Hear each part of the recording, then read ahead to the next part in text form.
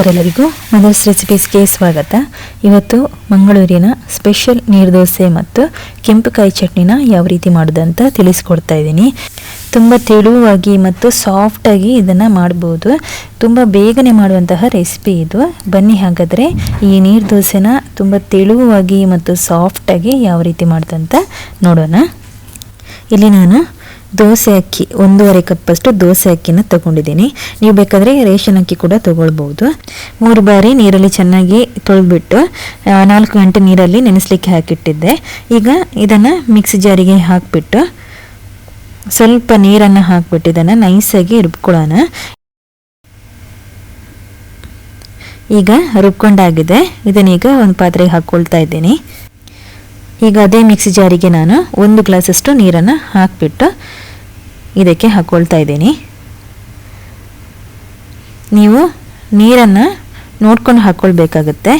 ಈಗ ಇದಕ್ಕೆ ಸ್ವಲ್ಪ ರುಚಿಗೆ ತಕ್ಕಷ್ಟು ಉಪ್ಪನ್ನು ಕೂಡ ಹಾಕಿಬಿಟ್ಟು ಇದನ್ನು ಈ ರೀತಿ ಚೆನ್ನಾಗಿ ಸೌಟಲ್ಲಿ ಮಿಕ್ಸ್ ಮಾಡ್ಕೊಳ್ಳಿ. ನೋಡಿ, ಇಷ್ಟು ತೆಳ್ಳಗಿರಬೇಕು. ಒಂದು ವೇಳೆ ದಪ್ಪ ಅಂತ ಅನಿಸಿದ್ರೆ ನಿಮಗೆ ಸ್ವಲ್ಪ ನೀರನ್ನು ಹಾಕಿಬಿಟ್ಟು ಇದನ್ನು ಈ ರೀತಿ ಮಿಕ್ಸ್ ಮಾಡ್ಕೊಂಡ್ರೆ ಆಯಿತು. ನೆಕ್ಸ್ಟ್ ಈಗ ಕೆಂಪು ಕಾಯಿ ಚಟ್ನಿ ರೆಡಿ ಮಾಡ್ಕೊಳ್ಳೋಣ. ಸ್ಟವ್ ಮೇಲೆ ಇಲ್ಲಿ ನಾನೊಂದು ಸಣ್ಣ ಪಾತ್ರೆ ಇಟ್ಕೊಂಡಿದ್ದೀನಿ. ಇದಕ್ಕೆ 1 ಸ್ಪೂನಷ್ಟು ಎಣ್ಣೆನ ಹಾಕ್ಕೊಳ್ತಾ ಇದ್ದೀನಿ. ಎಣ್ಣೆ ಸ್ವಲ್ಪ ಬಿಸಿ ಆದಮೇಲೆ ಇದಕ್ಕೆ 4ರಿಂದ 5 ಬೆಳ್ಳುಳ್ಳಿನ ಸಿಪ್ಪೆ ತೆಗೆದು ಈ ರೀತಿ ಸ್ವಲ್ಪ ಹೊತ್ತು ಫ್ರೈ ಮಾಡ್ಕೋಬೇಕು. ಸ್ವಲ್ಪ ಕೆಂಪಗಾದರೆ ಸಾಕು ಬೆಳ್ಳುಳ್ಳಿ. ಈಗ ಇದನ್ನು ಒಂದು ತಟ್ಟೆಗೆ ಹಾಕ್ಕೊಳ್ತಾ ಇದ್ದೀನಿ. ಆಮೇಲೆ 5 ಕೆಂಪು ಬ್ಯಾಡಗಿ ಮೆಣಸನ್ನು ಹಾಕ್ಕೊಳ್ತಾ ಇದ್ದೀನಿ. ಇದನ್ನು ಅಷ್ಟೇ ಸ್ವಲ್ಪ ಹೊತ್ತು ಚೆನ್ನಾಗಿ ಫ್ರೈ ಮಾಡ್ಕೋಬೇಕು. ನೋಡಿ, ಈ ಥರ ಫ್ರೈ ಆಗಬೇಕು. ಇಷ್ಟು ಫ್ರೈ ಆದರೆ ಸಾಕು.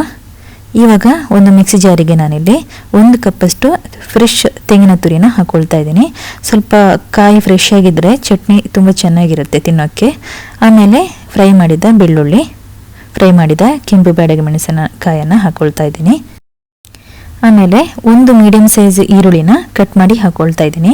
ಇದನ್ನು ಫ್ರೈ ಮಾಡುವ ಅವಶ್ಯಕತೆ ಇಲ್ಲ, ಹಾಗೆಯೇ ಹಾಕ್ಕೊಳ್ಬೇಕು.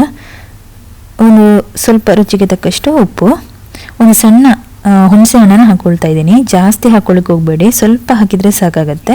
ಆಮೇಲೆ ಸ್ವಲ್ಪ ನೀರನ್ನು ಹಾಕಿಬಿಟ್ಟು ಇದನ್ನು ನೈಸಾಗಿ ಗ್ರೈಂಡ್ ಮಾಡ್ಕೊಳ್ಳೋಣ. ಈಗ ಇದಕ್ಕೆ ಒಗ್ಗರಣೆ ರೆಡಿ ಮಾಡ್ಕೊಳ್ಳೋಣ. ಒಗ್ಗರಣೆಗೆ ಇಲ್ಲಿ ನಾನು 1 ಸ್ಪೂನಷ್ಟು ಎಣ್ಣೆನ ಹಾಕ್ಕೊಳ್ತಾ ಇದ್ದೀನಿ ಪಾತ್ರೆಗೆ. ಹಾಗೆಯೇ ಸಿಪ್ಪೆ ಸಮೇತ ನಾನಿಲ್ಲಿ 5 ಬೆಳ್ಳುಳ್ಳಿನ ಜಜ್ಜಿ ಹಾಕ್ತಾ ಇದ್ದೀನಿ. ಬೆಳ್ಳುಳ್ಳಿ ಹಾಕೋದ್ರಿಂದ ಚಟ್ನಿ ತುಂಬ ರುಚಿಯಾಗಿರುತ್ತೆ ತಿನ್ನೋಕ್ಕೆ. ಹಾಗೆಯೇ ಇಲ್ಲಿ ಅರ್ಧ ಸ್ಪೂನಷ್ಟು ನಾನು ಸಾಸಿವೆನ ಹಾಕ್ಕೊಳ್ತಾ ಇದ್ದೀನಿ. ಸಾಸಿವೆ ಚಟಪಟ ಅಂತಾದಾಗ ಸ್ವಲ್ಪ ಕರಿಬೇವಿನ ಸೊಪ್ಪನ್ನು ಹಾಕ್ಕೊಳ್ಬೇಕು. ಇದನ್ನು ಸ್ವಲ್ಪ ಹೊತ್ತು ಫ್ರೈ ಮಾಡ್ಕೊಳ್ಳೋಣ. ಈಗ ಗ್ರೈಂಡ್ ಮಾಡಿ ಇಟ್ಕೊಂಡಿದ್ವಲ್ಲ ಅದನ್ನು ಇದಕ್ಕೆ ಹಾಕ್ಕೊಳ್ಳೋಣ. ಸ್ಟವನ್ನು ಆಫ್ ಮಾಡಿಬಿಟ್ಟು ಇದನ್ನು ಹಾಕ್ಕೊಳ್ಳಿ. ಆಮೇಲೆ ಅದೇ ಮಿಕ್ಸಿ ಜಾರಿಗೆ ಅರ್ಧ ಕಪ್ಪಷ್ಟು ನೀರನ್ನು ಹಾಕಿಬಿಟ್ಟು ಇದಕ್ಕೆ ಹಾಕ್ಕೊಳ್ಳಿ. ಇವಾಗ ಚಟ್ನಿ ಕೂಡ ರೆಡಿಯಾಗಿದೆ. ನೆಕ್ಸ್ಟ್ ಇಲ್ಲಿ ದೋಸೆ ಕಾವಲಿನ ಬಿಸಿ ಮಾಡಲಿಕ್ಕೆ ಇಟ್ಟಿದ್ದೀನಿ. ಆಮೇಲೆ ಇಲ್ಲಿ ನಾನು ಅರ್ಧ ಈರುಳ್ಳಿನ ಕಟ್ ಮಾಡಿ 1 ಸ್ಪೂನಿಗೆ ರೀತಿ ಕಟ್ ಮಾಡಿ ಹಾಕ್ಕೊಂಡಿದ್ದೀನಿ. ಇಲ್ಲಿ ತೆಂಗಿನ ಎಣ್ಣೆನ ನಾನು ತೊಗೊಂಡಿದ್ದೀನಿ. ನೀವು ಬೇಕಾದರೆ ಬೇರೆ ಆಯಿಲ್ ಕೂಡ ಯೂಸ್ ಮಾಡ್ಬೋದು. ತೆಂಗಿನ ಎಣ್ಣೆ ಹಾಕೋದ್ರಿಂದ ದೋಸೆ ಇನ್ನೂ ಕೂಡ ಪರಿಮಳ ತುಂಬ ಚೆನ್ನಾಗಿ ಬರುತ್ತೆ ಮತ್ತು ದೋಸೆನೂ ಚೆನ್ನಾಗಿ ಬರುತ್ತೆ. ನೋಡಿ, ಇವಾಗ ದೋಸೆ ಹಿಟ್ಟನ್ನು ಈ ರೀತಿ ಹಾಕ್ಕೊಳ್ತಾ ಇದ್ದೀನಿ. ತುಂಬ ತೆಳುವಾಗಿ ನೀವು ಮಾಡಬೇಕಿದನ್ನು, ಪೇಪರ್ ಥರ ಇರಬೇಕದು. ಈಗ ಸ್ವಲ್ಪ ಹೊತ್ತು ಮುಚ್ಚಳವನ್ನು ಮುಚ್ಚಿಟ್ಟಿದ್ದನ್ನು ಕಾಯಿಸ್ಕೊಳ್ಳೋಣ. ನೋಡಿ, ದೋಸೆ ಚೆನ್ನಾಗಿದ್ದು ಎಲ್ಲ ಕಡೆ ಬೆಂದಿದೆ. ಪೇಪರ್ ಥರ ಇದೆ, ತೆಳುವಾಗಿ ಇದೆ, ಹಾಗೆಯೇ ಸಾಫ್ಟಾಗಿ ಕೂಡ ಇದೆ ದೋಸೆ. ನೋಡಿ, ಇದನ್ನೀಗ ಒಂದು ಇದರಲ್ಲಿ ಹಾಕ್ತಾ ಇದ್ದೀನಿ ತಟ್ಟೆಗೆ. ಆಮೇಲೆ ಅದೇ ಥರ ನಾನು ಇನ್ನೊಂದನ್ನು ದೋಸೆನ ಹಾಕ್ಕೊಳ್ತಾ ಇದ್ದೀನಿ. ತುಂಬ ತೆಳುವಾಗಿ ಹಾಕ್ಕೊಳ್ಳಿ, ದಪ್ಪಾಗೆ ಹಾಕ್ಕೊಳಕ್ಕೆ ಹೋಗಬೇಡಿ, ಆವಾಗ ನೀರು ದೋಸೆ ಥರ ಆಗಲ್ಲ. ಇದನ್ನು ಸ್ವಲ್ಪ ಹೊತ್ತು ಮುಚ್ಚಿಟ್ಟು ಬೇಯಿಸ್ಕೊಳ್ಳೋಣ. ನೋಡಿ, ಆಗಿದೆ. ಎಷ್ಟು ಚೆನ್ನಾಗಿ ಹೇಳ್ತಾ ಇದೆ ನೋಡಿ. ತೆಂಗಿನೆಣ್ಣೆ ಹಾಕೋದ್ರಿಂದ ದೋಸೆ ಪರಿಮಳ ಕೂಡ ಇನ್ನೂ ತುಂಬ ಚೆನ್ನಾಗಿರುತ್ತೆ. ನೋಡಿ, ಇವಾಗ ನೀರು ದೋಸೆ, ಮಂಗಳೂರಿನ ಸ್ಪೆಷಲ್ ನೀರು ದೋಸೆ ಮತ್ತು ಕೆಂಪು ಕಾಯಿ ಚಟ್ನಿ ರೆಡಿಯಾಗಿದೆ. ದೋಸೆನ ಕೆಂಪು ಕಾಯಿ ಚಟ್ನಿ ಜೊತೆ ತಿನ್ನೋಕ್ಕಂತೂ ತುಂಬ ರುಚಿಯಾಗಿರುತ್ತೆ.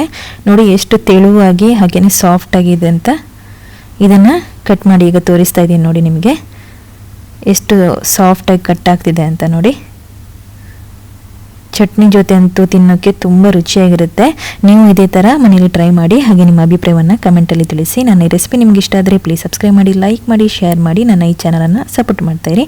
ಮುಂದಿನ ಮತ್ತೊಂದು ರೆಸಿಪಿಯೊಂದಿಗೆ ಮತ್ತೆ ಬರ್ತೀನಿ. ಅಲ್ಲಿವರೆಗೂ ಧನ್ಯವಾದಗಳು.